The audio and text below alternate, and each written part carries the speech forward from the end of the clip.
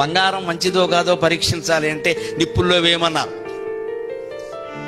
భార్య ఎలాంటిదో తెలుసుకోవాలంటే దరిద్ర స్థితిలో ఉన్నప్పుడు ఎలా ఉందో గమనించమన్నారు. ఐశ్వర్యం ఉన్నప్పుడు అందరూ బాగానే ఉంటారు. పేదరికం భర్తను చుట్టుముట్టినప్పుడు కూడా భార్య ఇదివరకులాగే ఏమాత్రం గౌరవం కోల్పోకుండా నీకెందుకయ్యా, నేను ఉన్నాను కదా, నేను చూసుకుంటా, నువ్వు సంపాదించగలిగిందే సంపాదించి ఊరికే బాధపడకు అని అనగలిగితే ఆ భార్య లక్ష్మీదేవితో సమానం.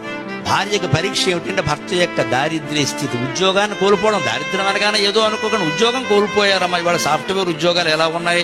ఈ స్థితిలో ఎవరండి? భార్యకే అలా జరగచ్చు. భర్త ఏమిటయ్యా కష్టపడ్డ ఊరికే ఇంతకాలం ఇంట్లో ఉండు, నేను చూసుకుంటా, నా సంపాదన ఉంది కదా, నేను చూసుకుంటాను, ఇంట్లో ఉండు, రెస్ట్ తీసుకో అని భార్యనంటే ఆ భార్యకి ఎంత ఆనందంగా ఉంటుందండి. అది సంపాదిస్తే కానీ తప్పదు, సంపాదిస్తే కానీ తప్ప ఇంకాస్త ఒత్తిడి పెంచుకుంటావా?